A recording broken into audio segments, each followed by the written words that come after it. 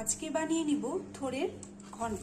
থোড়গুলো কুচো কুচো করে কেটে নিয়েছি আর সেদ্ধ দিয়ে দিব কুকারে সামান্য একটু লবণ দিয়ে। রান্নাটা করে নিব সরষের তেলে। তেল গরম হয়ে এলে অ্যাড করে দিচ্ছি ছোট ছোট কেটে রাখা আলুর টুকরোগুলো, দিচ্ছি স্লাইট হলুদ আর সামান্য লবণ। গোবিন্দভোগ চালটা আমি মিনিট 10 মতো ভিজিয়ে রেখেছিলাম। এবার এগুলো এখানে অ্যাড করে দিচ্ছি, মিশিয়ে নেব ভালোভাবে। আলু আর চাল বেশ সুন্দর মতো ভাজা হয়ে এসেছে। এবার এগুলো তুলে নেব।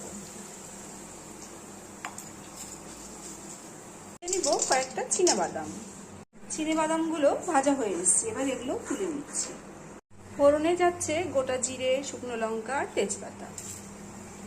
দিয়ে দিচ্ছি 1 চামচ গ্রেট করা আদা।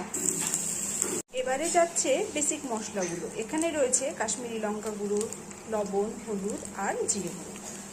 সামান্য জল অ্যাড করে দিচ্ছি যাতে মশলাটা তলায় ধরে না যায়। দিয়ে দিচ্ছি 1 টেবিল স্পুন মতো টমেটো সস।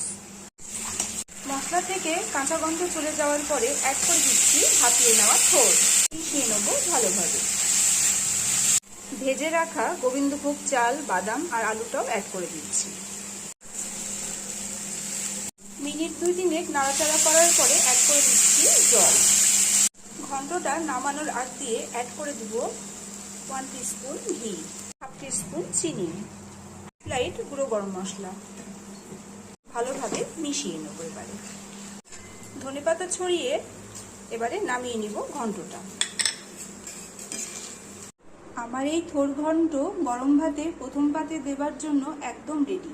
আর ভীষণই ডিলিশিয়াস হয় এই রেসিপিটা। আপনারা ট্রাই করে দেখতে পারেন। আজ এ পর্যন্তই।